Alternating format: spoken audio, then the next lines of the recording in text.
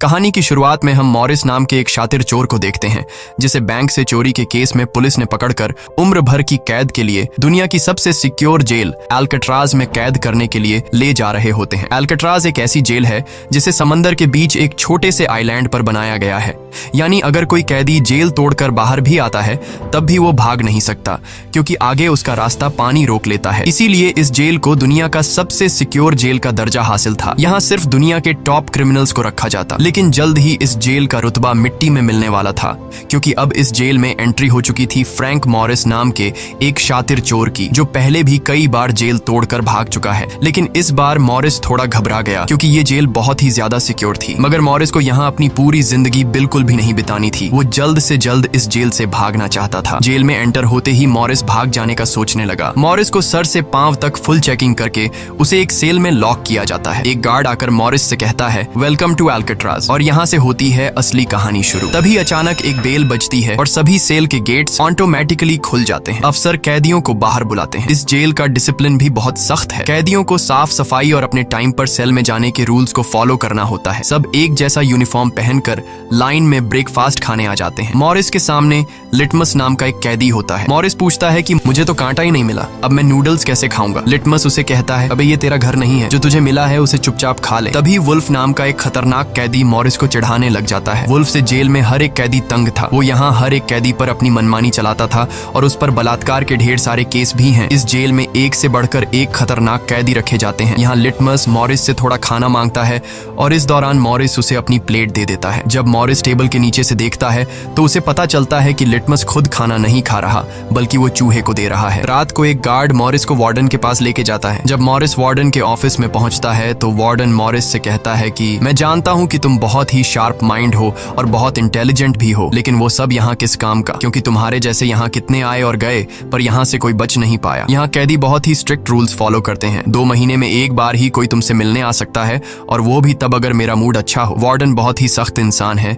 जो जरा सी गलती पर भी कैदियों को बहुत ही स्ट्रिक्ट पनिशमेंट देता है। वार्डन कहता है, यहाँ से भागने का सोचना भी मत, नहीं तो तुम्हारे टुकड़े टुकड़े कर दिए जाएंगे। जिस पर मॉरिस जवाब देता है, नहीं सर, आपके होते हुए यहाँ से कौन भागने का सोच सकता है। लेकिन असल में पहले दिन से ही मॉरिस के दिमाग में यहाँ से भागने की प्लानिंग शुरू हो चुकी थी। इस दौरान मॉरिस मौका देखते ही वार्डन का नेल कटर चुरा लेता है, जो वैसे तो बहुत ही छोटी सी चीज थी, पर मॉरिस को पता था कि एल्कट्राज जैसे जेल में इस छोटे से नेल कटर से भी बहुत बड़ा काम लिया जा सकता है। मॉरिस वापस सेल में आते ही इस नेल कटर को बाइबल में छुपा देता है। अगले दिन बाथरूम में वुल्फ फिर मॉरिस को परेशान करने लगता है, पर इस बार मॉरिस उसे छोड़ने वाला नहीं था। अब मॉरिस अपना असली रूप दिखाता है और उसे पकड़कर उसकी खूब धुलाई करता है। वुल्फ को पीटने के बाद अब मॉरिस का पूरे जेल में एक अलग रुतबा बन गया। हर कोई मॉरिस से डरने लगा। इसके बाद मॉरिस को लाइब्रेरी में काम दिया जाता है। वहाँ इंग्लिश नाम के एक आदमी से उसकी मुलाकात हो जाती है। वो इस जेल का सीनियर कैदी है। इंग्लिश को भी 2 आदमियों के कत्ल की वजह से उम्र भर की कैद सुनाई गई थी। उसने इस जेल में अपनी आधी जिंदगी गुजार दी थी। वो इस जेल के चप्पे चप्पे से वाकिफ है। उसे जेल की हर बात की खबर रहती है। उसे यह भी पता होता है कि आज सुबह मॉरिस और वुल्फ की लड़ाई हुई थी। वो मॉरिस को कुछ किताबें देता है जिन्हें मॉरिस को हर एक कैदी के सेल में पहुंचाना होता है। अगले सीन में खुले जगह को दिखाते हैं जहां कैदी कोई न कोई गेम खेल रहे होते हैं। तभी वो डॉक नाम का एक आर्टिस्ट से मिलता है जो खुद की पेंटिंग बना रहा होता है। डॉक एकदम सीधा साधा और डिसेंट इंसान है जो कई सालों से यहाँ सजा काट रहा है। उसे पेंटिंग करने का बहुत ही शौक था और अपना ज्यादातर वक्त वो पेंटिंग में ही लगाता। डॉक का कहना था कि एल्कट्राज जैसी जेल में कोई भी पागल हो सकता है, पर उसकी पेंटिंग की वजह से अब तक उसका दिमाग नॉर्मली चल रहा है। मॉरिस डॉक से पूछता है कि इस पेंटिंग में ये फूल क्यों बना के रखा हुआ है, तुम्हारी शर्ट में ऐसा तो कुछ नहीं। डॉक कहता है कि यह मेरी खुशी है जो सिर्फ पेंटिंग में है, मेरे मन में नहीं। उसके बाद मॉरिस जब अपने दाएं तरफ देखता है तो उसे ऊपर इंग्लिश दिखाई देता है। मॉरिस इंग्लिश की तरफ जाता है। जब मॉरिस उसके करीब जाता है तो उसके चेले मॉरिस को रोक देते हैं। तब इंग्लिश इशारा करता है कि अपना ही आदमी है, आने दो। मॉरिस उसके पास जाकर बैठ जाता है और तुरंत अपने दिल की बात छेड़ देता है। मॉरिस उससे कहता है कि यहाँ से बचने में आप मेरी मदद करेंगे। ये बात सुनकर इंग्लिश तो हंस पड़ता है। देखो बेटा, ये महज सिर्फ जेल नहीं है, ये हम सब की कब्र है। यहाँ से निकलना है तो पहले हमें मरना पड़ेगा, तब जाके हमारी डेड बॉडी यहाँ से कब्रिस्तान तक पहुँच पाएगी। चलो मान भी लो कि तुम इन बड़ी दीवारों पर चढ़ भी गए और उसके बाद खतरनाक फोर्सेस को क्रॉस भी कर लिया और किसी जादुई शक्ति से तुम यहाँ के सैकड़ों गार्ड से बचकर जेल से बाहर भी निकल जाओ, तब भी यहाँ से भाग नहीं पाओगे क्योंकि आगे तुम्हारा रास्ता समुंदर रोक लेगा। इसलिए टाइम बर्बाद मत करो और चुपचाप सजा काट लो, कम से कम जिंदा तो बचे रहोगे। लेकिन मॉरिस अपने इरादे का पक्का था। वो हर हाल में इस जेल से भागना चाहता था। उस रात एक अफसर मॉरिस को बताता है कि तुम्हें कल से कारपेंट्री का काम दिया गया है, 1 घंटे का 50 सेंट्स दिहाड़ी भी दी जाएगी। मॉरिस फौरन इस काम के लिए राजी हुआ क्योंकि उसे लगा कि वहाँ उसे कोई ऐसा औजार मिल सकता है जिससे उसके भागने में काम आ सकता है। अगले दिन मॉरिस लिटमस से यहाँ से बचने का रास्ता पूछता है। लिटमस कहता है, अरे ये तो बहुत ही आसान है, हर सेल में एक एयर वेंट होता है, उसके जरिए तुम छत पर पहुंच सकते हो, वहाँ से शायद तुम बच पाओ। और मॉरिस की बातों पर मुस्कुराते हुए वहाँ से चला जाता है। तब डॉक मॉरिस को खबरदार कर देता है कि वुल्फ तुम्हारी तरफ आ रहा है। तभी वुल्फ मॉरिस पर चाकू से वार करने आता है। मॉरिस अपना कोट हाथ में लपेटकर उसके साथ लड़ने लग जाता है। इतने में एक गार्ड उसे रोकने आता है तो वुल्फ गार्ड पर भी चाकू से वार कर देता है। अब मामला बिगड़ जाता है और वॉच टावर का गार्ड शूट करने लगता है। तब जाकर मॉरिस और वुल्फ लड़ना बंद करते हैं। मॉरिस को पता नहीं था कि वॉच टावर पर भी एक गार्ड है। वो अब एक एक करके इस जेल की हर बात को नोटिस करने लग जाता है। मॉरिस और वुल्फ को गार्ड्स डी ब्लॉक में ले जाते हैं, जहाँ रात भर कैदियों को अंधेरे में रखकर टॉर्चर किया जाता है। ये एक ऐसा सेल था जहाँ कोई भी कैदी नहीं जाना चाहता था। जाने से पहले वुल्फ मॉरिस को धमकाता है कि बेटा, तेरी मौत तो मेरे हाथों होगी। उस रात मॉरिस को तरह तरह के टॉर्चर्स सहने पड़ जाते हैं, जिससे उसकी हालत काफी खराब हो जाती है। 2 हफ्ते तक इस अंधेरे वाले सेल में रहने के बाद उसे वापस उसके सेल में लेके आते हैं, जहां लिटमस अपने पालतू चूहे से मॉरिस को एक नोट भेजता है जिसमें लिखा होता है, वेलकम बैक मॉरिस। एक दिन चार्ली नाम का एक नया कैदी आता है जिसे मॉरिस के पास वाले सेल में रखा जाता है। मॉरिस और चार्ली में जल्दी दोस्ती हो जाती है। मॉरिस फिर उसे अपने दूसरे दोस्तों से भी मिलवाता है। उसी समय वार्डन बिना किसी को बताए हर एक कैदी के सेल को चेक करता है। जब वो डॉक के सेल में जाता है तो डॉक के सेल में उसके बनाए हुए कई पेंटिंग्स होते हैं। वार्डन हैरान रह जाता है कि दिन ब दिन उसकी पेंटिंग तो बढ़ती जा रही है। डॉक ने वार्डन की पेंटिंग भी बना के रखी होती है। उसे देखकर वार्डन मुस्कुराने लग जाता है, लेकिन पता नहीं क्यों अगले दिन वार्डन डॉक के सेल में बनाई गई सभी पेंटिंग्स को बाहर फेंकने का गार्ड्स को ऑर्डर देता है। वार्डन के इस फैसले ने डॉक को अंदर से पूरी तरह तोड़ दिया, क्योंकि डॉक सिर्फ अपनी पेंटिंग के ही सहारे जिंदा था। वह अपने हर एक बनाए हुए पेंटिंग से बहुत प्यार करता था, क्योंकि यहाँ उसकी सिर्फ एक ही खुशी थी और वो भी उस बेचारे से छीन ली गई।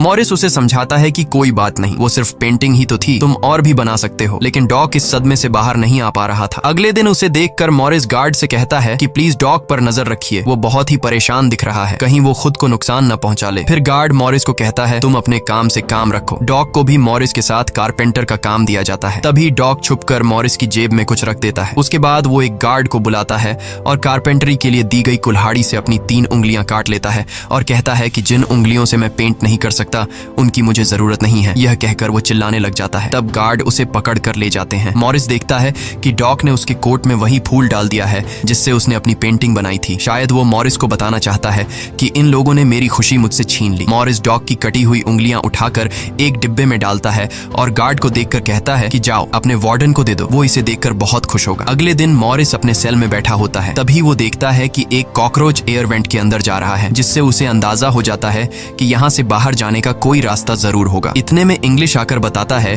कि डॉक ने खुद की उंगलियां इसलिए काटी क्योंकि उसे पेंटिंग करने की परमिशन रद्द कर दी गई थी, इसीलिए उसने तंग होकर अपनी उंगलियां काट लीं। यह जानकर मॉरिस को बहुत गुस्सा आता है। अगले दिन डाइनिंग हॉल में वार्डन मॉरिस से पूछता है कि तुम इस डॉग को इतना सपोर्ट क्यों कर रहे हो। वह कहता है ऐसा कुछ नहीं है। ये कहकर मॉरिस वापस टेबल पर जाकर बैठ जाता है। वहाँ उसकी मुलाकात 2 भाइयों जॉन और क्लैरेंस से होती है, पर मॉरिस उनसे ऐसे बात करता है जैसे वह उन्हें पहले से जानता हो। जॉन और क्लैरेंस दरअसल ये दोनों किसी और जेल में मॉरिस के गैंग में थे। जॉन को अब जेल से भागने का काम आसान लगने लगा क्योंकि ये दोनों भाई मॉरिस की तरह शार्प माइंड थे और अब ये तीनों जेल से भागने की प्लानिंग करने लगे। दोपहर को चार्ली की गर्लफ्रेंड उससे मिलने आती है। दूसरी तरफ इंग्लिश की बेटी उससे मिलने आई होती है। इंग्लिश अपनी बेटी को देखते ही उसकी आंखों में आंसू आ जाते हैं क्योंकि उसकी बेटी उसकी गैर मौजूदगी में काफी बड़ी हो चुकी थी और इंग्लिश को अपनी बेटी का बचपन न देख पाने का बहुत अफसोस था। दूसरी तरफ चार्ली को उसकी वाइफ बताती है कि तुम्हारी माँ बहुत बीमार है और डॉक्टर कहते हैं कि वह 1-2 महीनों से ज्यादा नहीं बच पाएंगी। ये बात सुनकर अब चार्ली भी अल्काट्राज से भागने का सोचने लगता है और इतने में गार्ड आकर कहता है कि बात करने का समय खत्म हो चुका है। अब चार्ली बहुत परेशान होता है। वह उस रात मॉरिस से कहता है कि अगर तुम यहाँ से भागने का प्लान बनाओ तो मुझे भी शामिल कर लेना। अगले दिन मॉरिस, चार्ली, जॉन और क्लैरेंस की मीटिंग होती है। तब मॉरिस उन्हें बताता है कि हर सेल का एयर वेंट ऊपर छत पर खुलता है और दूसरी बात ये कि ये जगह खारे पानी से भरे समुद्र के बीच है, जिसकी वजह से दीवारें कमजोर हो गई हैं। मेरे पास एक नेल कटर है और मैंने खुदाई पहले से शुरू भी कर दी है। अगर मैं थोड़ा थोड़ा करके खोदूं और एक छोटा सा टनल बनाकर छत पर पहुंच जाऊं तो इस जगह की जांच करने के बाद पता चल जाएगा कि यहाँ से कैसे भागा जा सकता है। जॉन पूछता है कि रात को अगर गार्ड्स को पता चल गया कि तुम अपने सेल में नहीं हो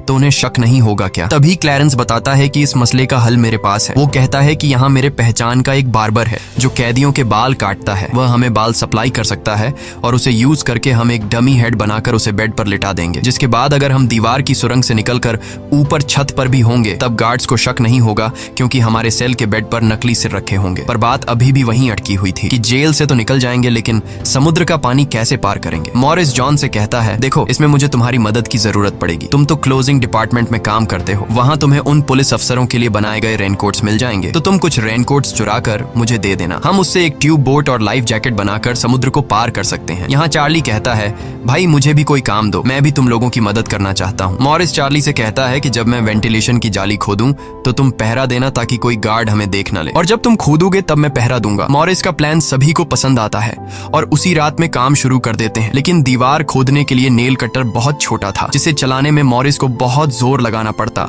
और मॉरिस को दीवार खोदने में काफी मुश्किल हो रही थी। उसके हाथ में कहीं छोटे भी आई, लेकिन वो धीरे धीरे उस होल को खोदने लगता है। अगले दिन वो खाने के टेबल पर अपने दोस्तों से कहता है कि मुझे खुदाई के लिए एक बड़े औजार की जरूरत है, नेल कटर से दीवार खुरेदना बहुत मुश्किल हो रहा है। तभी मॉरिस ने अपने हाथ में चम्मच को देखते हुए उसके दिमाग में एक आइडिया आया। वो जानबूझकर चम्मच को अपने जूते पर घिसकर उसे गंदा कर देता है। उसके बाद मॉरिस ने गार्ड को बुलाया और कहा कि ये चम्मच गंदा है, मुझे दूसरा चम्मच दो। बाकी लोगों ने भी गार्ड से उनका चम्मच बदलने की रिक्वेस्ट की। गार्ड को इसमें कोई गड़बड़ नहीं लगी और उसने फौरन चम्मच बदलने की इजाजत दे दी, जिसके बाद वह सीधा टेबल की तरफ बढ़ता है जहां एक और सिक्योरिटी गार्ड सीट पर बैठा होता है। पर जैसे ही वह टेबल पर रखे हुए चम्मच बदलने लगता है तो जॉन ने वहां मौजूद गार्ड को बातों में उलझा लिया, जिसका फायदा उठाते हुए मॉरिस ने एक के बजाय 2 चम्मच उठा लिए और एक को जेब में छुपाकर रख दिया, जिसके बाद वह सीधा अपने सेल में चला जाता है। रात को इंग्लिश उसे बुक देने आता है तो मॉरिस पूछता है कि क्या यहाँ पर वेल्डिंग करने वाला कोई इक्विपमेंट मिलेगा? इंग्लिश समझ जाता है कि मॉरिस के सिर पर अब भी जेल से भाग निकलने का भूत सवार है। वह कहता है कि मैं तुम्हें पहले भी बता चुका हूँ कि तुम्हारी कोशिश बेकार हो जाएगी, क्योंकि तुम पकड़े जाओगे और शायद अपनी जान भी गंवा दोगे। इतने सालों में मुझे कभी भागने का ख्याल नहीं आया, क्योंकि मैं जानता हूँ ये इम्पॉसिबल है, लेकिन तुम जिद्दी हो तो मैं क्या कर सकता हूँ, करो कोशिश। लेकिन मॉरिस को उसकी वार्निंग का कोई फर्क नहीं पड़ता। वह अगले दिन लिटमस से माचिस मांगता है और कहता है कि अगर आप मेरी मदद करेंगे तो मैं आपके चूहे को अपने हिस्से का खाना हर रोज दूंगा। लिटमस खुश होकर ये डील मान जाता है, क्योंकि लिटमस को चूहा बहुत पसंद था। उसी रात लिटमस मॉरिस को अपने माचिस पास कराता है। मॉरिस नेल कटर के एक हैंडल को निकालता है, जिससे वह एक छोटा सा बेलचा बनाने जा रहा होता है। फिर वह चम्मच को तोड़कर नेल कटर की हैंडल से जोड़ लेता है। फिर माचिस चलाकर दोनों को अच्छी तरह से वेल्ड करके एक नुकीला औजार तैयार कर लेता है। बस फिर क्या था, वो वेंट के चारों ओर खुदाई शुरू करता है। चार्ली पहरा देता है। अगर कोई गार्ड उस तरफ आया तो वह तुरंत सीटी मारकर मॉरिस को सिग्नल देगा, पर पहरा देते देते चार्ली की आंख लग जाती है और तभी वहां पर एक गार्ड आता है। पर खुशकिस्मती से ऐन वक्त पर इंग्लिश ने बीच में आकर उस गार्ड का ध्यान भटकाया और दूसरी तरफ इंग्लिश की बातचीत सुनते हुए चार्ली की भी आंख खुल गई, लेकिन टेंशन में वह सीटी भी नहीं मार पाता। जिसके बाद वह कोई चीज गिरा देता है तो मॉरिस उसका इशारा समझकर वेंट को कवर करके बेड पर लेट जाता है। गार्ड पूछता है कि यहाँ कुछ जलने की स्मेल आ रही है। मॉरिस कहता है, सर आपके रहते मजाल है कि कोई स्मोक करेगा, मुझे तो कोई बू नहीं आ रही है। उस गार्ड को भी ठंडक पहुंचती कि चलो कोई तो मेरी कदर करता है। उसके जाते ही मॉरिस वेंट के चारों ओर कंक्रीट निकाल देता है, लेकिन वो देखता है कि वेंटिलेशन जाली के साथ पेच भी घुसे गए हैं, जिसे काटने के लिए कोई शार्प औजार लगेगा। इस दौरान मॉरिस को जब भी बाहर जाने का मौका मिलता तब वह ग्रिल से निकली हुई सीमेंट को चुपचाप बाहर गिरा देता। अगले दिन कारपेंटर का काम करते हुए वह एक मेटल उठा लेता है जो चाकू की तरह शार्प है, लेकिन चार्ली उसे कहता है कि मेटल डिटेक्टर से बचकर तुम्हें इसे बाहर कैसे लेके जाओगे। मॉरिस बहुत ही कॉन्फिडेंस से कहता है कि वो सब मैं देख लूंगा। जब मॉरिस बाहर जाता है तो दरवाजे पर मेटल डिटेक्टर बजने लगता है। दरअसल मॉरिस मेटल को हाथ में उठा लाया था। गार्ड पूछता है कि ये क्यों लेके जा रहे हो? मॉरिस कहता है, सर वो मैंने सोचा कि कपड़े टांगने के लिए इसे यूज करूंगा। गार्ड कहता है, ज्यादा होशियार मत बनो और वो मुझे दे दो। ये कहकर गार्ड वो मेटल उससे ले लेता है और मॉरिस को पूरी तरह चेक करके जाने देता है, लेकिन अपना हीरो तो हीरो है। दरअसल उसने 2 मेटल चुराए थे, एक हाथ में लाया था और दूसरा शूज में छुपा के रखा हुआ था। उस शार्प मेटल से वह ग्रिल को काट लेता है। अब बारी आती है गार्ड्स को चकमा देने के लिए नकली सिर बनाने का, जिसके लिए ये चारों अपनी जिम्मेदारी का काम करते हैं। चार्ली गार्ड से थोड़ा पेंट मंगवाता है। वो गार्ड से कहता है कि मुझे आर्ट बनाने का शौक है। गार्ड भी इनकार नहीं करता और पेंट उसको ला कर दे देता है। मॉरिस उस होल से निकाले गए कंक्रीट को पीसकर एक पाउडर बनाता है। जॉन नाई की दुकान से बाल इकट्ठा करके लाता है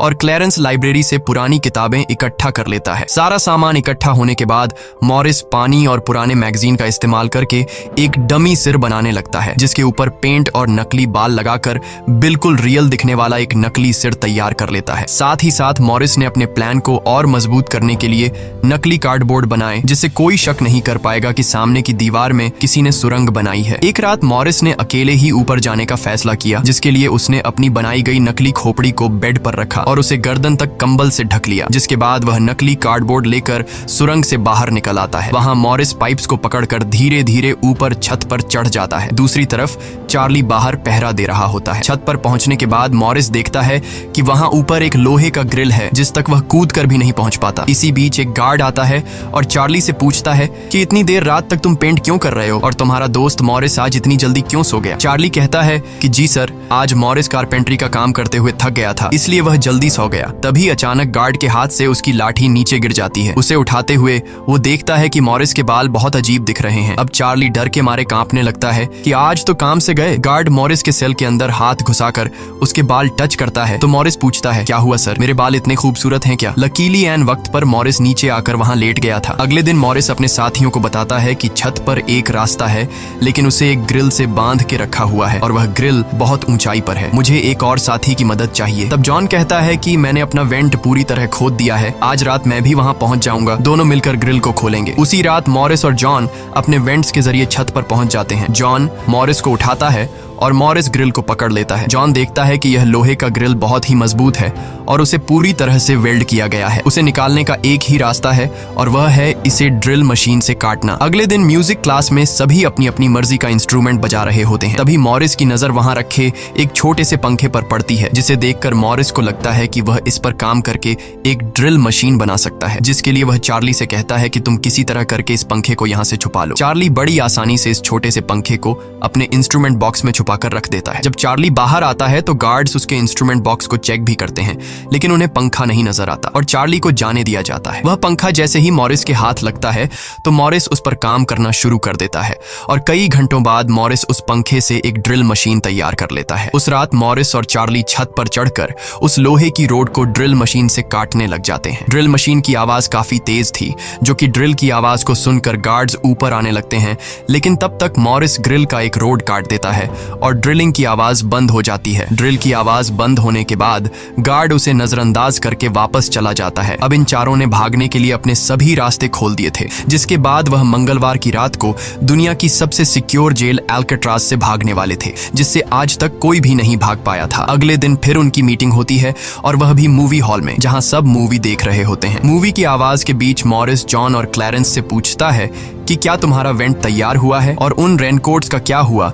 जिससे हम ट्यूब बोट्स और लाइफ जैकेट्स बनाने वाले थे। वह बताते हैं कि सब तैयार है, हमारा डमी सिर भी एकदम रेडी है, बस बच निकलने की देरी है। अगली सुबह नाश्ते के दौरान मॉरिस ने डॉग की दिए हुए फूल को टेबल पर रखा। वार्डन ने जब इस फूल को देखा तो वार्डर उनकी टेबल पर आकर वहां रखे हुए फूल को मसल देता है। ये देखकर लिटमस को बहुत गुस्सा आता है क्योंकि ये फूल डॉग का फेवरेट था और डॉग मर चुका था। लिटमस तो गुस्से में उस पर हमला करता है कि एक तो तुमने डॉग को मार दिया और दूसरी तरफ तुम उसकी दी गई एक छोटी सी निशानी को भी नहीं छोड़ रहे हो। लेकिन जैसे ही वह वार्डन पर हमला करता है उसे अचानक हार्ट अटैक आ जाता है और वह नीचे गिर पड़ता है। मॉरिस को वार्डन पर बहुत गुस्सा आता है और चारों उसी रात बच निकलने का फैसला करते हैं। मॉरिस आधी रात का इंतजार कर रहा होता है ताकि गार्ड्स का पहरा जरा कमजोर हो जाए तो हम आसानी से बच निकल पाएंगे। तभी मॉरिस के सेल में इंग्लिश उसे कुछ बुक्स देता है तो मॉरिस कहता है कि आखिरी बार तुमसे हाथ मिलाना चाहता हूँ। इंग्लिश समझ जाता है कि मॉरिस ने यहाँ से बचने का पक्का प्लान बना लिया है। वह चुपचाप यहाँ से चला जाता है, लेकिन फिर जो होता है वह मॉरिस ने बिल्कुल भी नहीं सोचा था। वार्डन अचानक उसके सेल को चेक करने आता है, जैसे वार्डन को किसी ने उसके प्लान के बारे में बता दिया हो। मॉरिस बहुत ज्यादा घबरा जाता है क्योंकि इतने महीनों की मेहनत के बाद उसकी मेहनत पर पानी फिरने वाला था। वार्डन ने मॉरिस के सेल के हर एक कोने को चेक करने का हुक्म दिया। गार्ड मॉरिस के सेल की हर एक चीज को चेक करता है, लेकिन मॉरिस कोई आम कैदी नहीं था कि उसने कोई छोटा मोटा प्लान बनाया था, बल्कि उसने एकदम साफ और परफेक्ट प्लान बनाया था, जिसे वार्डन तो क्या बल्कि वार्डन का दादा भी नहीं पकड़ सकता था। यहाँ तक कि गार्ड ने जब खास उस जगह से सूटकेस हटाया जहां मॉरिस ने सुरंग करके भागने का रास्ता बनाया था, तो वहां भी मॉरिस नहीं पकड़ा गया क्योंकि उसने पहले से ही एक नकली कार्डबोर्ड बनाकर दीवार में बिल्कुल बारीकी से फिट कर लिया था। जब वहां कुछ नहीं मिलता तो वार्डन और गार्ड चले जाते हैं, लेकिन गार्ड बताता है कि मॉरिस और चार्ली रात भर बातें करते रहते हैं, मुझे तो दाल में कुछ काला लग रहा है। वार्डन कहता है ठीक है, कल तुम मॉरिस का सेल चेंज कर दो जिससे वो दोनों न साथ रहेंगे और न ही बात कर पाएंगे। अगले दिन ब्रेकफास्ट के टाइम पर वुल्फ मॉरिस को फिर धमकाता है और मॉरिस से कहता है कि आज रात तुम्हारी आखिरी रात होगी। मॉरिस अपने साथियों से कहता है कि यह गधा ठीक कह रहा है, आज रात यहाँ मेरी आखिरी रात ही होगी। लेकिन दोपहर को ही वुल्फ मॉरिस पर चाकू से वार करने जाता है। तभी इंग्लिश बीच में आकर वुल्फ को पकड़ लेता है। दरअसल इंग्लिश भी मॉरिस की मदद करना चाहता है, वह कामयाब हो या ना हो, लेकिन इंग्लिश मॉरिस के काम में मदद करना चाहता है। उस रात मॉरिस, जॉन, क्लैरेंस और चार्ली ने अपने अपने वेंट के रास्ते से निकलकर ऊपर छत पर मिलने का फैसला किया। यहाँ तो चार्ली अपने साथियों के साथ भागने के लिए राजी हो जाता है, लेकिन फिर जैसे ही वह सेल में पहुंचता है तो उसे घबराहट होने लगती है। सेल में अकेला बैठकर उसने प्लान में शामिल ना होने का फैसला किया और उसके बाकी 3 साथी अपने अपने वेंट के रास्ते से निकलकर ऊपर छत तक पहुंच जाते हैं। वह तीनों काफी देर तक चार्ली का इंतजार करते हैं, लेकिन काफी टाइम गुजरने के बाद जब उन्हें लगता है कि चार्ली नहीं आएगा तो वह चार्ली को छोड़कर निकलने का फैसला कर लेते हैं। वह तीनों अपने प्लान के मुताबिक आगे बढ़ने लगे, लेकिन इधर चार्ली की आंखों के सामने उसकी आजादी का सपना दूर होता जा रहा था। वह तीनों धीरे धीरे सर्चलाइट से छुपकर भागने लगे।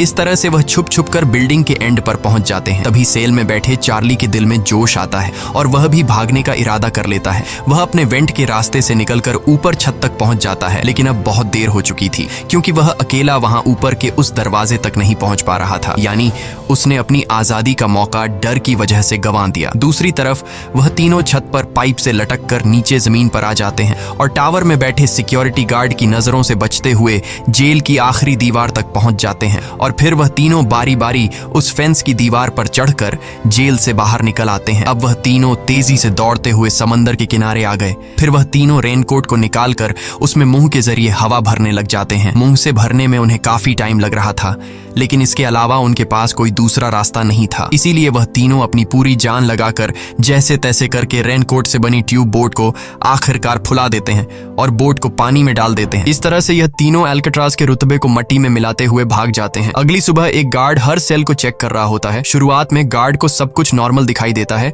लेकिन जब वो चार्ली के पास पहुंचते हैं तो चार्ली अपने सेल में भूत की तरह खड़ा होता है और दिल ही दिल में खुद को ताने दे रहा होता है कि काश कल रात को थोड़ा सा हिम्मत जुटा लेता तो शायद बाकी लोगों के साथ बच निकल जाता। गार्ड पूछता है कि तुम्हारा दोस्त यह इतनी देर तक क्यों सो रहा है। यह कहकर वो मॉरिस के सेल में जाकर उसे आवाज देता है, लेकिन मॉरिस की तरफ से कोई जवाब नहीं मिलता तो गार्ड को गुस्सा आता है और वो सेल खोलकर उसे बालों से पकड़कर उठाने की कोशिश करता है। लेकिन जब गार्ड उसे जोर से ऊपर की तरफ खींचता है तो सिर नीचे गिर जाता है। यह देखकर गार्ड के पैरों तले जमीन ही खिसक गई, क्योंकि मॉरिस अब सेल में नहीं बल्कि बाहरी दुनिया के मजे ले रहा है। बेड पर तो उसने अपना डमी हेड छोड़ दिया था, जिसके बाद पूरे अल्काट्राज में सायरन बजने लग जाते हैं। पूरे जेल में यह बात फैल गई कि जेल से कुछ कैदी भाग चुके हैं, जिसके बाद वार्डन जेल के चप्पे चप्पे में उन तीनों को ढूंढने लगता है। जब वो तीनों जेल के अंदर नहीं मिलते तो वार्डन समुद्र में एक सर्च ऑपरेशन चलाता है। वार्डन को यकीन नहीं होता कि वो तीनों बच निकल गए। उसे लगता है कि जरूर तीनों पानी में मरे होंगे, पर अंदर ही अंदर वार्डन जानता था कि वो तीनों बहुत ही स्ट्रांग थे। उन तीनों ने समुद्र के पानी को पार करके अब आजादी का सांस ले रहे होंगे। वार्डन से हेडक्वार्टर के अफसर सवाल पे सवाल उठा रहे होते हैं, तुम क्या सो रहे थे जब वो तीनों बच निकले। वार्डन बहुत ही टेंशन में होता है, लेकिन तभी वहां पर वार्डन को डॉग का वही फेवरेट फूल मिलता है। इसका मतलब ये था कि मॉरिस वार्डन से डॉग का बदला भी लेना चाहता था। तब सर्च टीम का हेड आकर बताता है कि सर, हर तरफ सर्च हो चुका है, लेकिन उनकी बॉडीज नहीं मिली। अब वार्डन अपनी नौकरी और खुद की इमेज बचाने के लिए उसे कहता है कि जैसा मैं कहता हूँ वैसे रिपोर्ट लिखो कि उन तीनों ने बचने की कोशिश की, लेकिन वो तीनों पानी में डूबकर मर गए। लेकिन वॉल्टन की इस बात पर किसी को भी भरोसा नहीं हुआ, जिसके बाद मॉरिस अल्काट्राज जेल तोड़ने से पूरी दुनिया में जीनियस के नाम से मशहूर हुआ। इस घटना के 1 साल के बाद अल्काट्राज जेल को बंद कर दिया गया, क्योंकि अब इसकी कोई गारंटी नहीं थी कि यहाँ से कोई बच नहीं सकता। इस तरह से सच्ची कहानी पर बनाई गई ये फिल्म खत्म हो जाती है। अगर वीडियो आपको अच्छी लगी हो तो हमारे चैनल को सब्सक्राइब और वीडियो को लाइक जरूर कीजिएगा।